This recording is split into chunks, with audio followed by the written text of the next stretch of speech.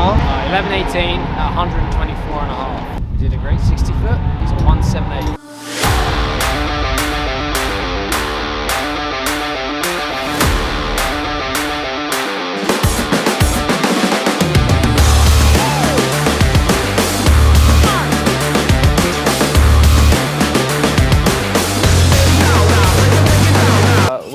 Here at Racing Greed to dyno our MK8 GTI. We're just comparing our hub dyno numbers to a roller dyno. Why? Why? Because we just want to see. Our dyno pack kind of reads pretty low. They're very realistic numbers. From past experience where we've dynoed other cars, it's around 30 horsepower lower than a roller. So we just want to see what the MK8 does on a roller, and then we can take those numbers and figure out where we are amongst all of the other big tuners and use it as a development tool, basically. What's our percentage gain right now? Oh, I think it was like, was it 38% we calculated? 40. 40? Wow, yeah, so that's pretty big. So we just want to make sure we're not getting crazy numbers. Yeah, we're gonna dyno it on the stage 1 file. I have a couple that we can try, and then we're going to dyno it stock as well. So we have stock dyno numbers on a roller and then a tuned dyno number.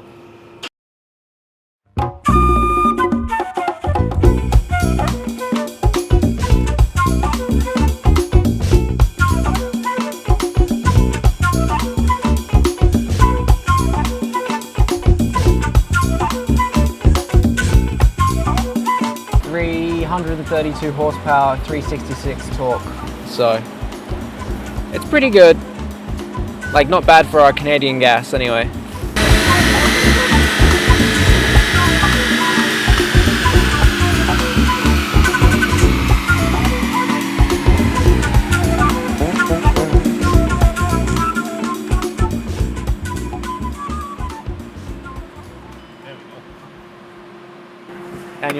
And then we can compare.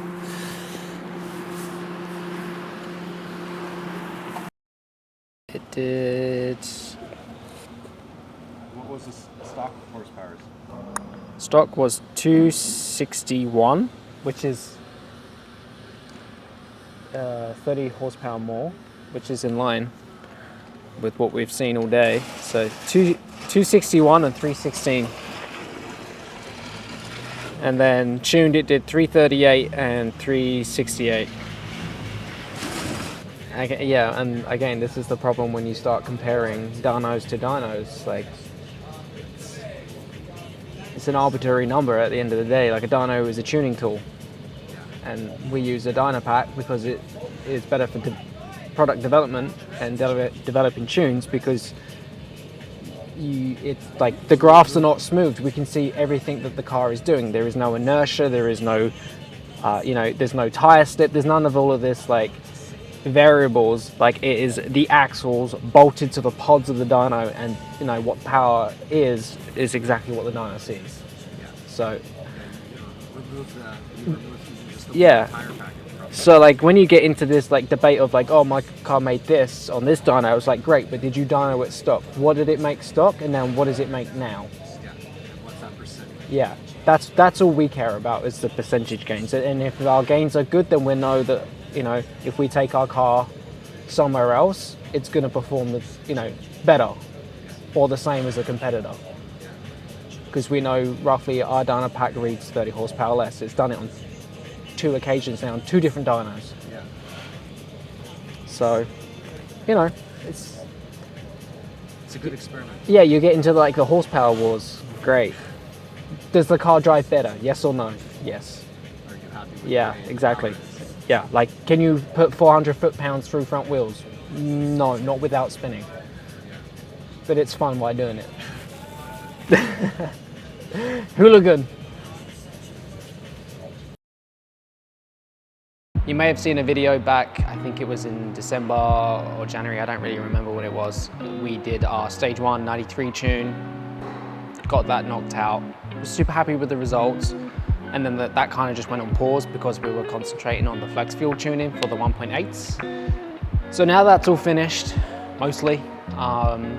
We dragged this thing back out, put it on the dyno, and then we revisited our stage 1 91 octane tune, Actually ended up making more power on that than we did initially with our 93 tune, which we were super happy with. So yeah, slight tweaks there. So that was making more power on 91, and then we redid 93. Saw a little bit of gain. We're pretty octane limited here in Canada on how much power we can actually make. So we did the stage 1, 91, 93, and then once we'd validated our 93 stage 1, we went into stage 1 plus, which basically installing the front mount intercooler, stock downpipe. We concentrate just on 93 octane for that. These cars are very receptive to like mechanical changes, I guess is the best word. So yeah, did the front mount, put the car back on the dyno, see what kind of power we gained, see if we could increase the boost pressure now that we had lower air intake temps. Saw a nice gain there. I think it was probably about 10, 15 horsepower gain.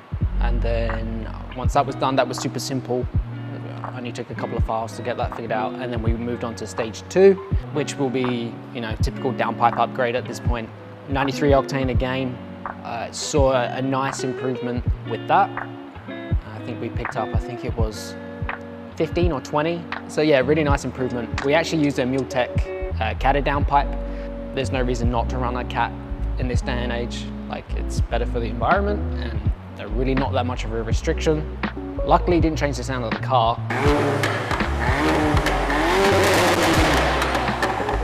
It just kind of increased the volume of it, which is good, no drone. It has the stock resonator and the Club Sport muffler, so I think it sounds really good. And that kind of brings us to where we are today. We're gonna start doing some ethanol tuning on it, and then we'll be seeing what stage 3 does. Hopefully 400 horsepower on pump gas. Fingers crossed.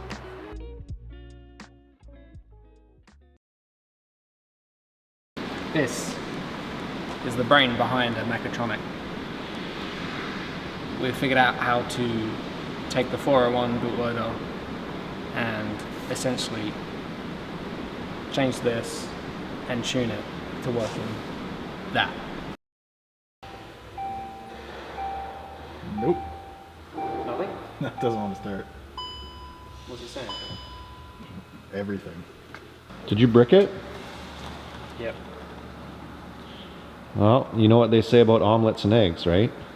No. It's an old saying. You gotta break a few eggs to make an omelet. It's true. And if you don't succeed the first time, try again. Yeah. So. But this is our technically second try, because we tried replacing the bootloader a few months ago, remember? But it was the wrong one. Dude, that was a year ago. Big F in the chat. What happened? Well, this mech unit we got from supposedly for an early car, 2020, 21, has the wrong bootloader.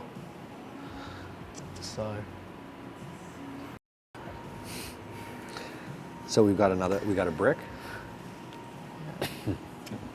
I mean, it's not bricked, but it's Not putting it in the useful car to is us. not going to allow us to tune the DSG, so.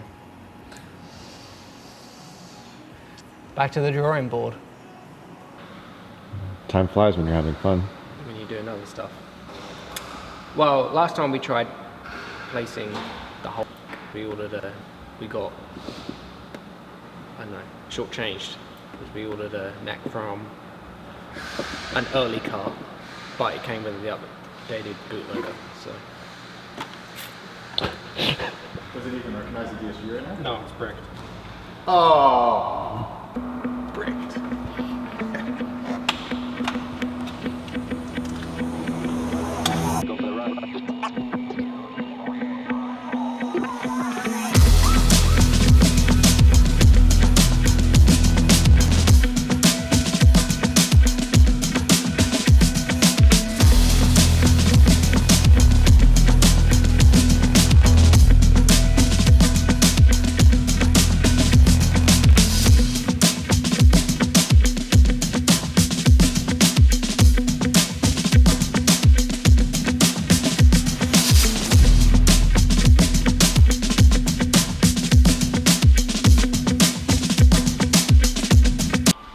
throttle body made noise, that's a good sign.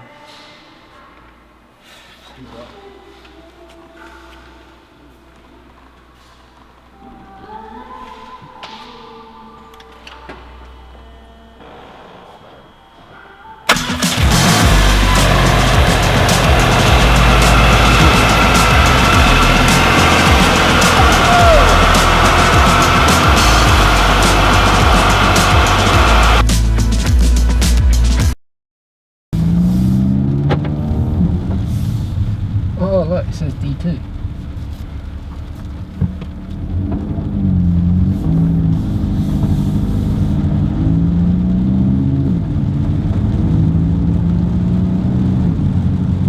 It's not a good day to test the performance of a TCU, but it's definitely We can test some things. can check the functions of the TCU. Should we try out the launch control? Yeah, Even let's though see it's what the launch control does. just not going to do much other than stand still, I think. Yeah.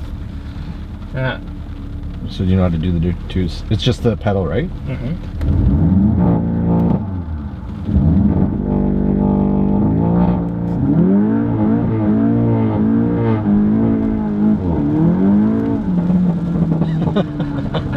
Well, it works, but It's so much better than stock. That's cool. at least it lets you give her the beans now. Yeah, Because before it would always. It's just like cut. Hey, but it works. Yeah. It's good. Everyone's gonna want one, right? Not after they see how much it's involved in doing it. Well, it's definitely not for the faint-hearted, and it's gonna be for the hardcore guys Yeah. that really don't care about warranty and just want to have fun or go fast or whatever it may be that they do with their car. But it's progress. Hey, it's a Mark 8 GTI with a 401 bootloader with a transmission tune. It's definitely progress.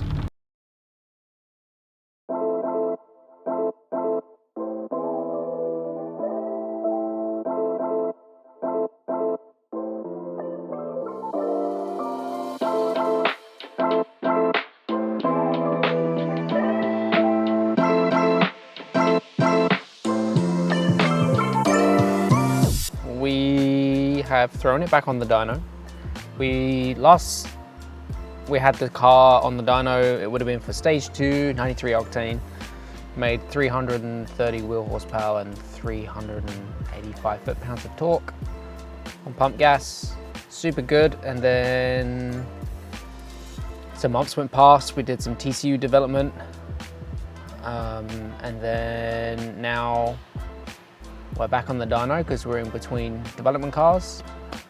And so we're going to do some stage 2 ethanol. So right now we have E62, E65 in the tank, and we're just going to start doing some test runs and see how much power we can make on the stock turbo before we put our Garrett 2260S on it.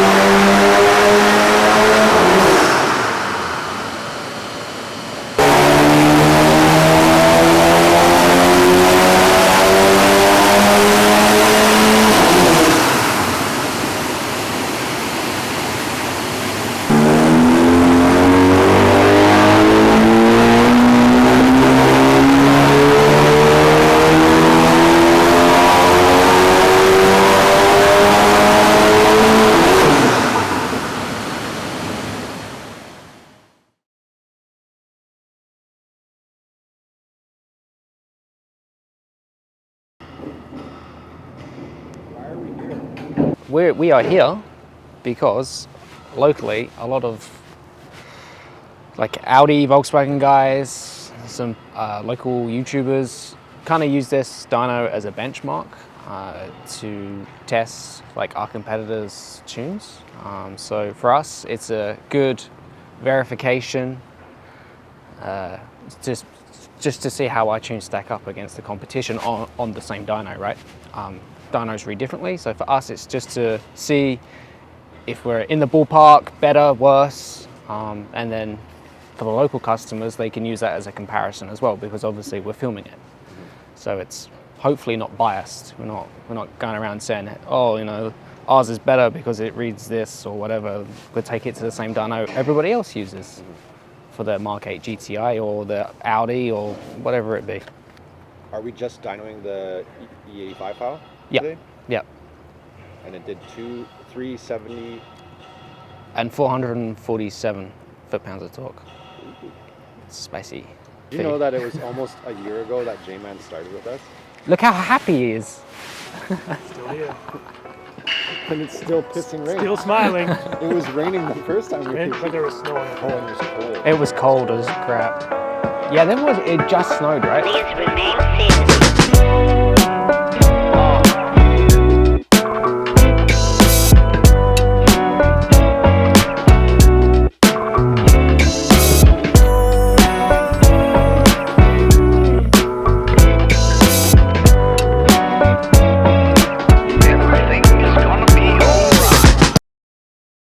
Before we go through the drive-through, what does everyone want? Grande peppermint mocha, no whip. Oh, really? Do they have those? Really? Really. Really? You gonna make me order a grande peppermint I'll have mocha? one too. What's it called? You can just shout it across. You don't like it. You don't like them. No. You had one and it gave you heartburn. Yeah, it does give me heartburn. So it didn't do the same. No. Well, it didn't do the same as last time. It made exactly the same, basically, within 1 or 2 horsepower as our dyno pack. Which goes back to my point a year ago, is like, a dyno is just a tuning tool. The numbers are arbitrary, really. Like, draggy, like, times is probably a better indication of how much power the car has. Or quarter-mile times, more than anything. I'm just gonna order this. Different result. I mean, it would have been nice if it made 30 more like it did last time, but at least it made the same, I guess. Still good power. Oh, great power. Like, the guy at the racing grid was very impressed with how much torque it made, especially because it's just a downpipe intercooler and E70. It's a lot. But again, it's just a good tool for us to use as, you know, verification and how our tunes perform on other dynos that, you know, local customers use with similar cars. All in all, pretty good. It's nice to just get that out of the way and done, because now we're going to put the Garrett PowerMax one on and make a bucket load of power. Are you Reese? Yes. Okay, what's your peppermint mocha? Thank you. Who wants that one? Latte. That's mine. Thank you.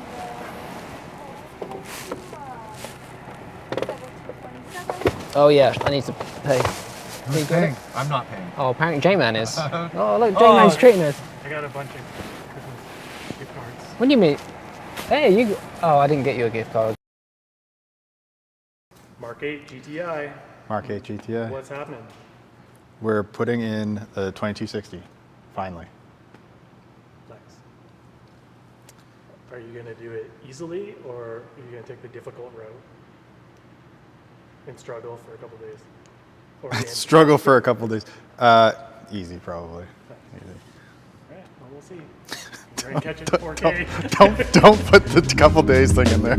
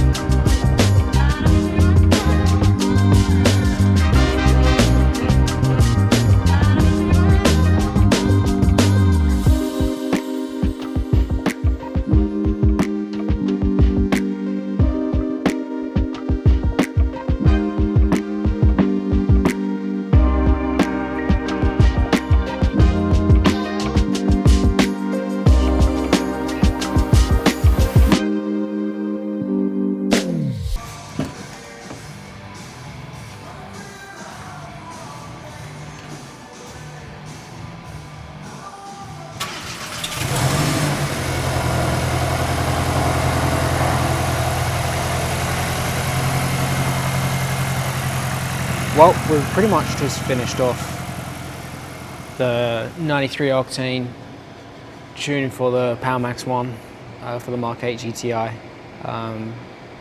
Quite impressive results on pump gas. It's been a learning curve for us, obviously, new platform, working out the way that the turbo speed sensor logic works on these was a little bit of a learning curve, but got a handle on things. Did quite a few revisions.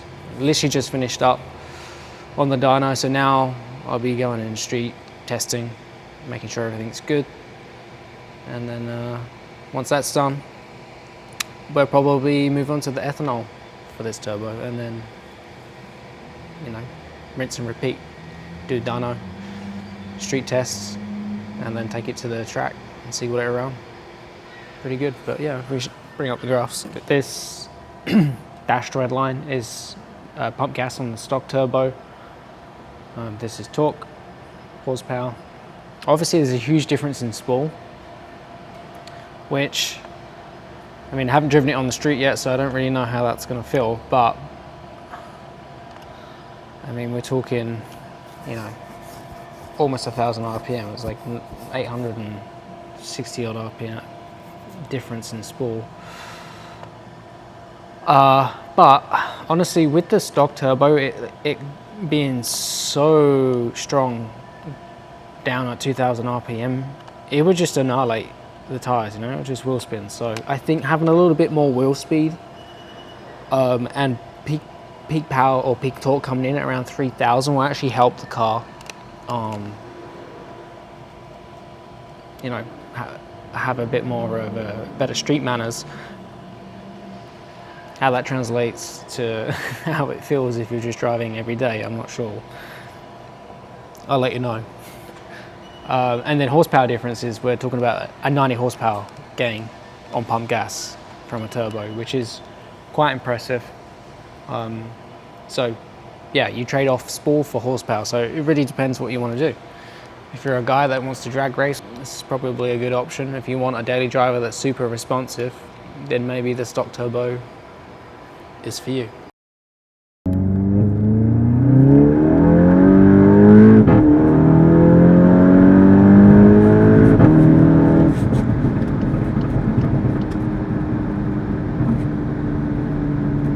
Been driving it for, I don't know, half of the week now. It's been raining, so I haven't been really able to go too crazy with doing lots of pulls and street logs, because obviously front wheel drive, it will wheel spin, so that's not very helpful. But from just general day-to-day driving, going to dropping the kid off at school and stuff, as I predicted, what I said on the dyno, that 1,000 RPM spool difference you really feel on the streets. Like, the car feels very more subdued between 2,000 and 3,000 RPM, and I personally think it's super noticeable, especially the way the cars are geared. So like, they kind of drove like, I guess like a kind of torquey diesel before. Like, they had that instant torque at 2,000 RPM and off you go. So good or bad, I think it's personal preference. It's really mellowed the car out, and depending on what the person's doing with the car, if they're circuit racing, it's actually probably quite helpful, because obviously it wheel spins way less. I was just showing J-Man, like, it'll only kind of really spin at the sort of like when peak power comes in second gear, and third gear doesn't spin at all now, unless it's a little damp. So like, if you're circuit racing, that would be really helpful, because you'd be able to really control the car coming out of corners. If you're drag racing, we'll see. The top end power's there, so it might make up the difference. For a daily driver, it's okay. I think you just kind of have to drive the car in manual mode mostly to get the most out of the power band. So it's neither good or bad. I think it's, you know, just personal preference. I like it, but I also like the punch that it gave before, so we'll see what it does on E85. I think that would probably make up for that a little bit of difference. We're here for a testing tune. So we have the 2260 PowerMax one on the MK8 GTI. And we finished the dyno portion and some street logging last week.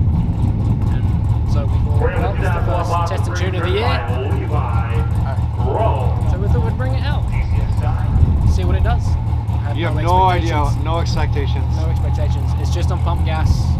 It made 398 horsepower on a hub dyno. Maybe get some data logs for the TCU Tune and whatnot.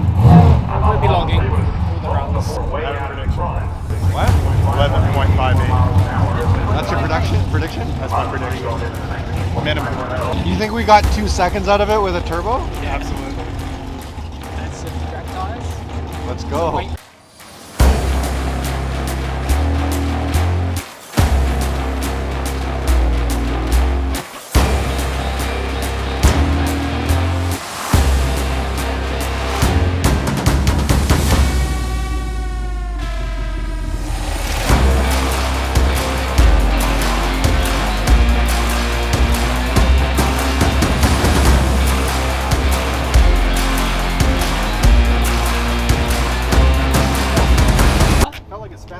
What do you think you're at?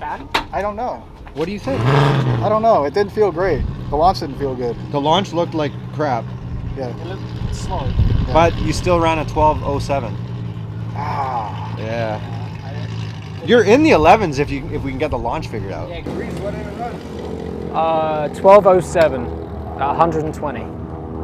First time we've ever put it down the strip.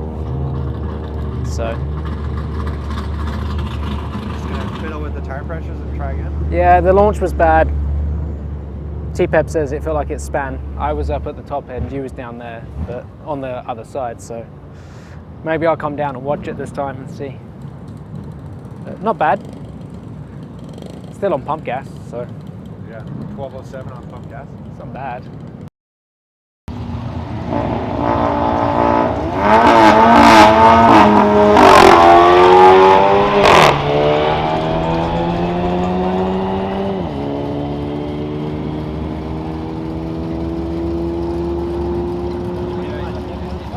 Nice. It's still spinning, but it's better. Yeah. Drop down past the 12s at least. I mean, we took out a tenth almost. Yeah, it must have been the that he took. He said it was worth the tip. Yeah. Are you happy with that? You're gonna Yeah, try. it's good. I mean, Is there anything else we can try? on pump gas. Well, I have to look at the log to see what that looks like, and then look at the 60 foot. Look at tire pressures. Depends if we have enough time for another run. Logs are good. Can definitely verify that it's span on the launch just based on the log. The RPMs just like, and then it grabs. You can see that it shifted at 6500. We've been playing around with some TCU stuff during the week. So I'm going to go back to another file where it was shifted at 68. And hopefully we might get another run in before we have to leave.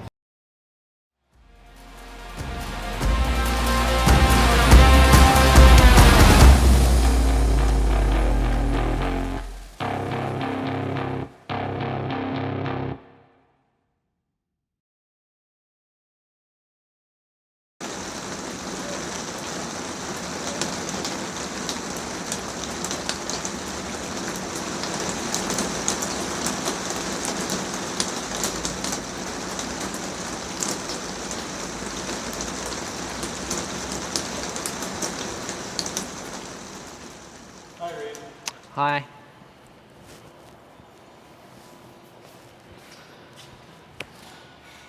So, we went drag racing last Friday, and then we brought it back and put it on ethanol.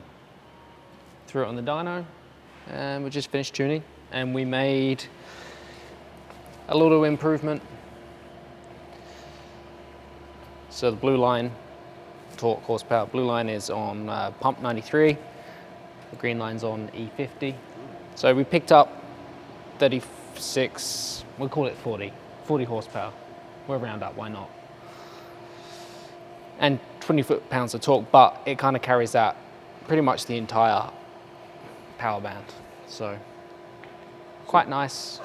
You think this will do better at the track then? It do a little better. We've pretty much maxed out the stock fueling system, and the turbo's kind of done as well. Honestly, it's kind of like above 6,500 it starts to roll over. So it's pretty much, I think, what this thing's gonna make.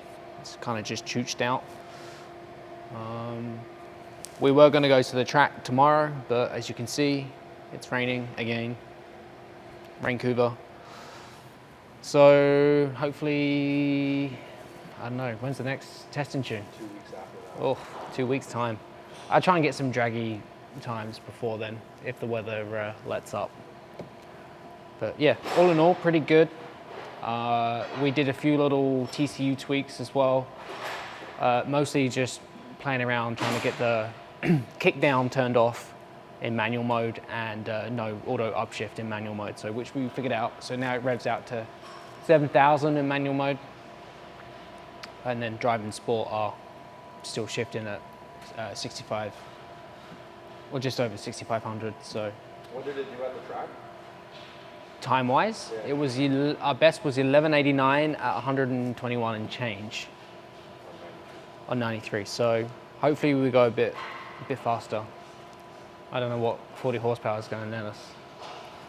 But one thing that's the Mark 8s are very power dependent on is ambient temperature. Like a big, even like a 2-3 degree swing in ambient temperature and it'll drop 5-10 horsepower. So if you're drag racing one of these, really cool it down, ice the intercooler, so you can try and get the best time that you can.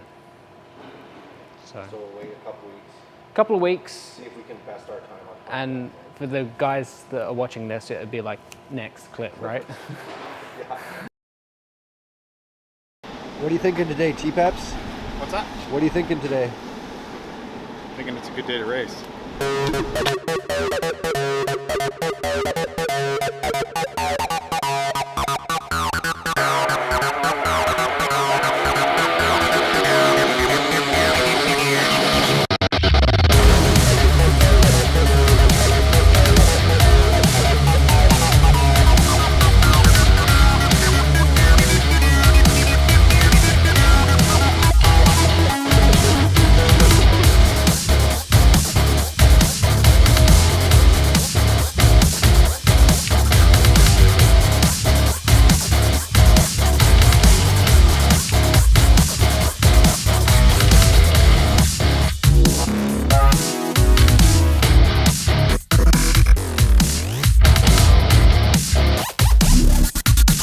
Do you know how quick you went? No, but it had to have been better. Dude, me and J-Man looked at each other and went, what the just happened? It launched so good. Like, Dude, it did not spin. It was crazy. What do you think it run? I don't know. I Just guess. 11.49. 1118. That's crazy. Dude, it hooked. That's crazy. You did a 17860 foot. Yeah, it felt good. Are you happy with that, Reese? Dogs. Dude, I'm ecstatic. That's insane. Like, me and J-Man we were on the line. we were just in disbelief. We was expecting, or I was expecting a 10th at best, but not 4 and a bit temps. Yeah. Like, And that's still just running E50? They freshly prepped the track, and there was a few cars in front of us. I don't know, the front wheel drive gods aligned, and we didn't spin. We did a great 60 foot. Yeah, what was your 60 foot? It's a 178. And what was the quarter mile? 1118 at 124 and a half. On E50? E50, stock fueling. Intake, 2260 PowerMax 1, a CTS intercooler, and that's it. No MPI, no nothing. It's pretty good. Yeah, pretty happy. So what's next for this then? We sell it.